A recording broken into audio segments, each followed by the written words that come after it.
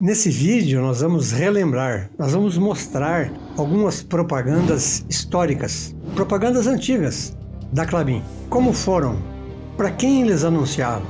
Qual a linguagem utilizada para comunicar, fazer o negócio crescer e tornar a empresa o que é hoje?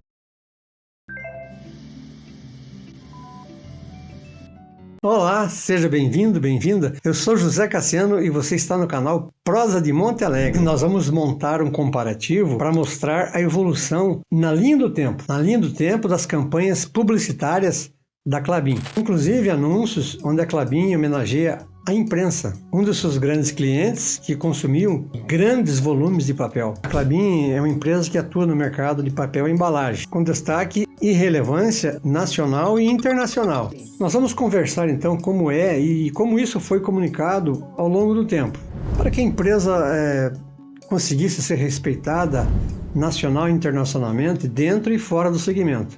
Então, nesses anúncios que vamos ver, são todos em jornais ou revistas, mídia impressa. A Klabin, por não atender diretamente ao consumidor final, não necessariamente está na mídia de massa. Então, o investimento é feito de forma nichada e em várias frentes, que envolve demandas sociais, ambientais e um relacionamento direto com a comunidade, assessoria de imprensa e etc. Vamos ao primeiro anúncio. O primeiro anúncio que vamos relembrar é uma peça que ela comemora os 50 anos da Klabin. Nesse caso, então, a Klabin está usando a grande mídia para homenageá-la. A Klabin homenageia o cliente num jornal impresso do próprio cliente. Então, esse anúncio ele é interessante porque ele tem várias camadas. Primeiro, o estilo de anúncio que foi escolhido é conhecido como alt type, que numa tradução livre significa tudo letra. Um anúncio impresso, composto apenas por texto. Então, o alt type, ele é assim uma ferramenta poderosa que utiliza de letras, de palavras para compor visualmente uma peça.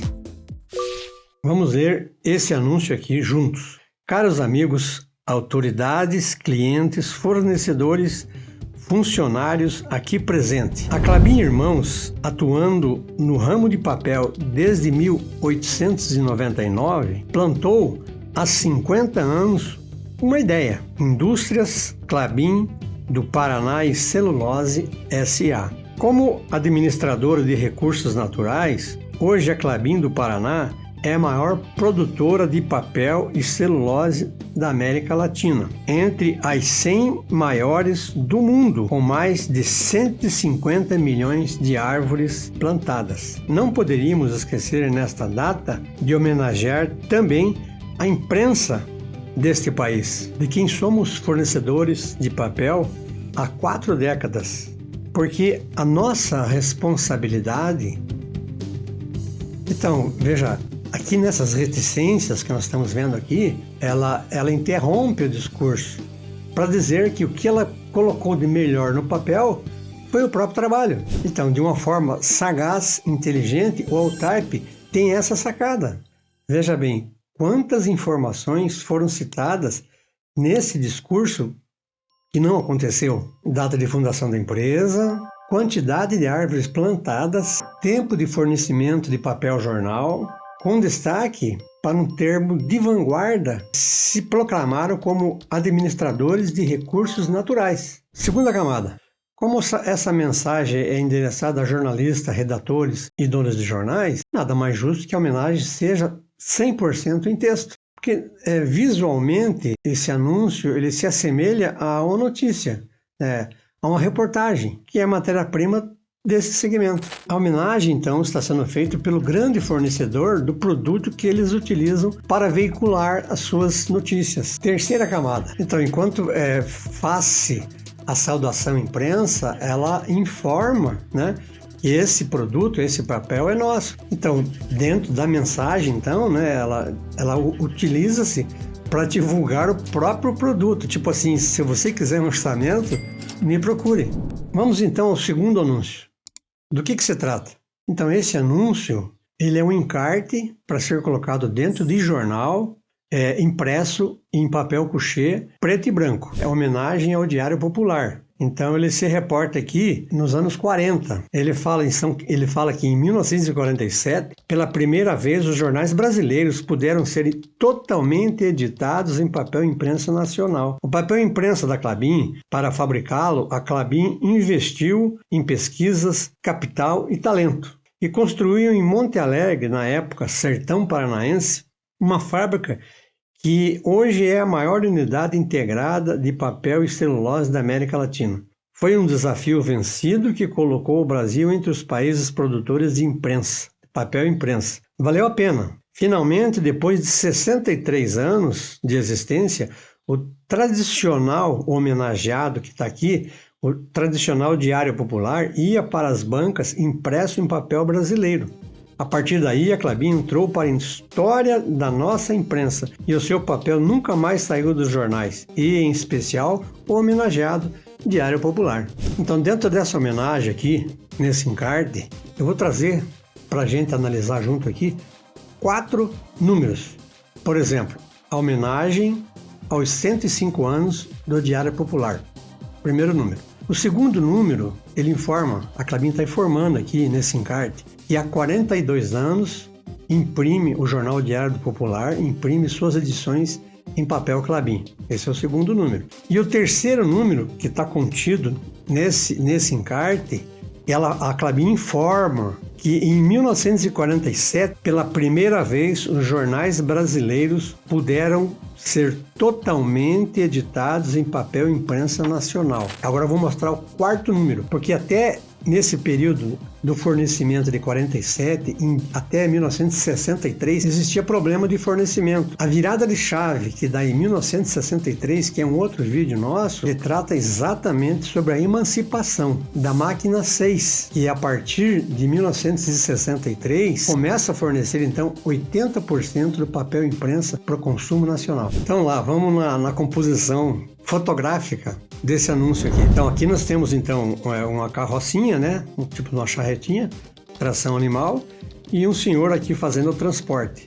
Provavelmente ele está transportando a bobina de algum galpão, alguma coisa para a gráfica, certo? Interessante nessa foto aqui que tem um guarda ali que para fazer a composição da foto parece que nomearam um guarda ali e ele está comandando nada ali naquele cruzamento, né? Então, tipo de tração animal, né? E era o que tinha, né?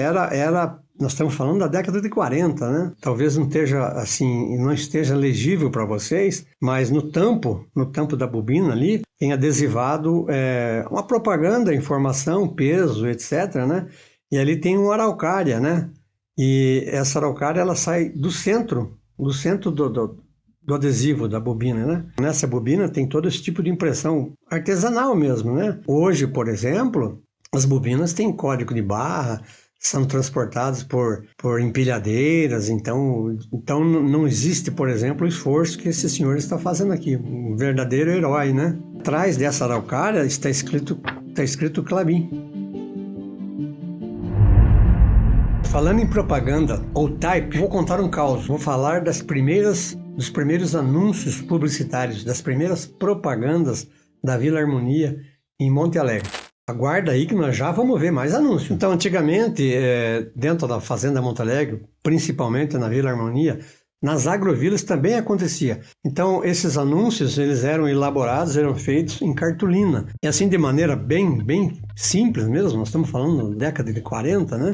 Se fosse jogos de futebol, se fosse produtos do armazém de subsistência, que era a cooperativa central, ou se fosse do cinema, então eles utilizavam assim, então, o preto para fazer sombra, verde, vermelho e azul. Com esses 3 recursos era então composto. Como é que eram feitos? Eram uns pacotinhos que vinham, o pó, a tinta, né, e tal, para dar aderência então na cartolina, ele era derretido com goma laca, era um trabalho artesanal mesmo, né, e tal. Tipo assim, quando era jogos de futebol, eram colocados na portaria da fábrica, em alguns bares na cidade e tal, né. Por exemplo, do cinema, o cinema ele tinha uma fachada grande assim, a fronte dele era toda de vidro, né, então ali os cartazes, as cartolinas eram sobrepostos ou colocados ao lado das informações que já acompanhavam os enlatados, e eles eram movimentados estrategicamente, eram feito rodízio conforme conforme a programação, né? No domingo já estavam sendo anunciadas as programações de quarta-feira e tal. Os jogos do Cama, por exemplo, todos eles eram anunciados, né? O horário,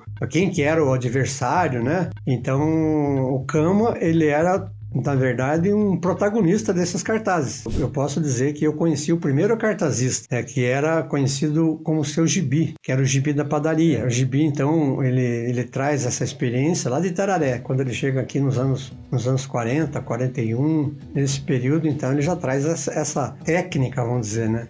Então eu digo para vocês que ali surgiu a primeira agência de publicidade daquela região, que é o Gibi da padaria, o meu pai. Então agora vamos aos outros anúncios. Com diversas vezes, os anúncios eles tiveram assim apelo à natureza, com protagonismo à fauna, especificamente a fauna de Monte Alegre. Nesse em questão, acredito que seja dos anos 80, ele traz uma aquarela. E assim, a homenagem ao primeiro semeador de pinheiros do Paraná. Na singeleza dessa aquarela aqui, nós vemos então a gralha azul. A gralha azul reconhecidamente como o semeador natural, né? Da araucária. Quando ela não consegue comer, ela come. Quando ela não consegue, ou que ela não consegue comer, ela enterra para comer depois, né? Só que então daí está consumado mais o nascimento de mais uma araucária.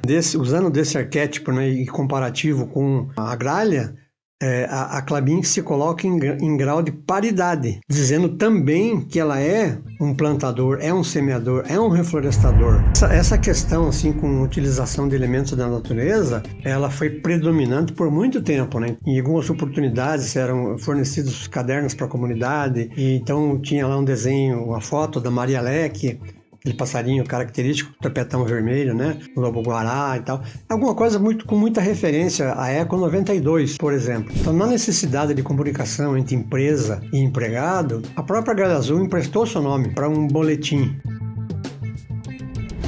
Então, historicamente, esse tipo de comunicação ele foi de uma forma de investimento entre empresa, empregado e comunidade. A empresa teve até um jornal próprio, né, que era o jornal O Tibagi. Houve também um outro veículo, também por um período, que chamava-se Notas Montealegrenses, que era impresso em papel couché. Também tem essa versão aqui, que é um informativo, denominado então Informativo Klabin. Aqui trata-se então do ano 1, edição 1. Nessa edição específica aqui, ele tratava dos 70 anos de Klabin do Paraná. E o mote é tempo de comemorar. Mas, logicamente, que pela dinâmica da informação, da comunicação, as coisas vão mudando. Então, notas montealegrenses, linha direta. Então, a relação entre empresa, empregado e a comunidade. Atualmente, existe uma forma de interagir com a comunidade, uma revista muito bem impressa, que chama-se Klabin na Comunidade.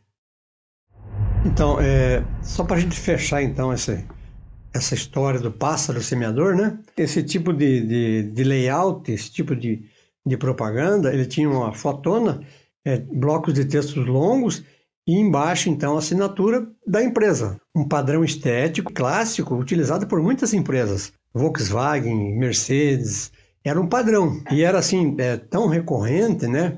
Se você pegasse uma revista, vamos lá, tipo da Veja, por exemplo, você começava nas primeiras páginas, então ali estavam as propagandas de maior custo, né, para quem queria veicular. E sempre era uma sequência de propagandas dentro desse estilo. Foto grande, foto bonita, bem elaborada, bloco de textos e assinatura. Então, dentro desse dinamismo, né, da mídia impressa, esse tipo de propaganda ele foi esmaecendo, né? Ele foi diminuindo. Já não se usa mais esse tipo de textos elaborados dessa forma.